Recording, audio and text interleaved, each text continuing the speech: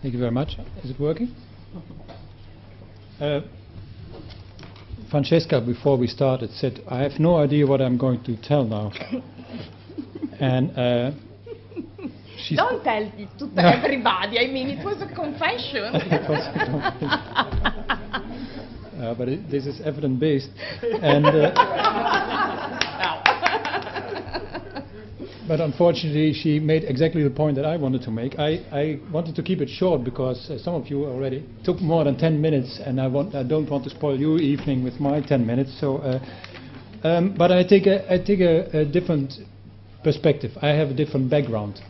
I don't have a background in educational sciences. I have a background in public administration. I work in a Center for Higher Education Policy Studies, not policies and studies. No, we don't make policies, we look at them. And that's quite a different perspective here.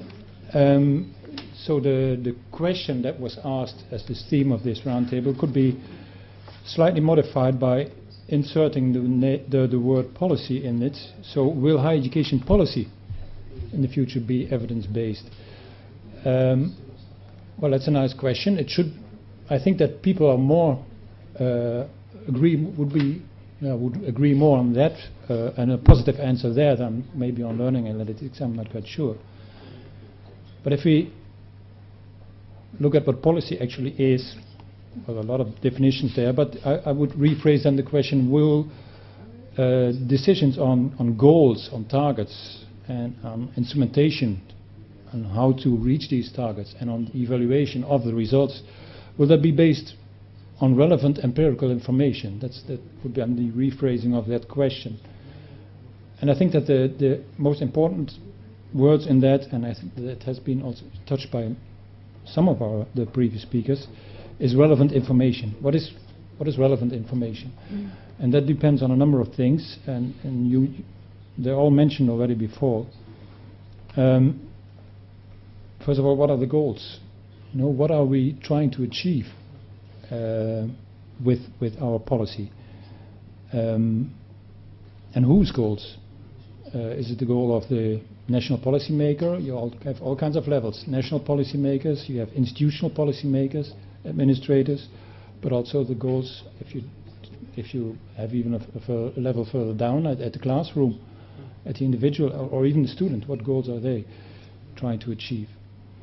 And how can that achievement be measured or assessed? I mean, measuring is always a quantitative thing, but assessed in maybe also in qualitative ways. That's another question there. And what policy instruments were designed actually and implemented, and so to what extent can this achievement or this change in achievement be attributed to these instruments? That's mentioned here as well, and the complexity and how can we think that the use of one instrument has brought about a change in behavior, whereas we know that there are so many other factors that might have an impact. So basically what we need, and what is of I think is of utmost importance, is contextualization. All this information has to be put in the proper context, otherwise it's not information, it's just data. So I think, and that's the only point I want to make, I think we need to have a conceptual framework in which we state our ideas, our assumptions on how these instruments will lead to achievements, and how other events, instruments, conditions may be related or linked to that achievement and to each other.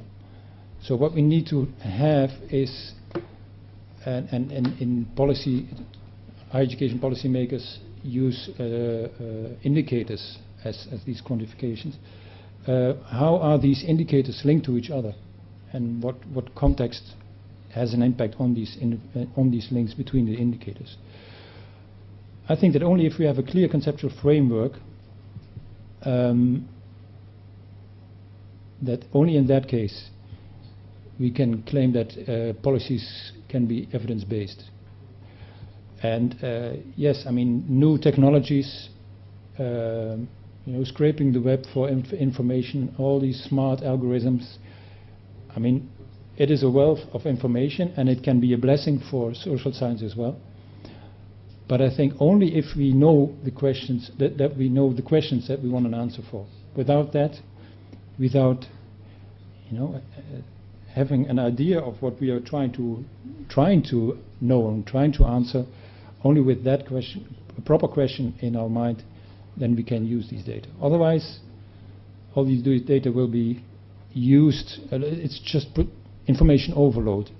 And the negative thing is that policymakers will use it only for cherry picking and only for using it for their own purposes and to support their convenient truth. That's all I wanted to say on this. Thank you very much.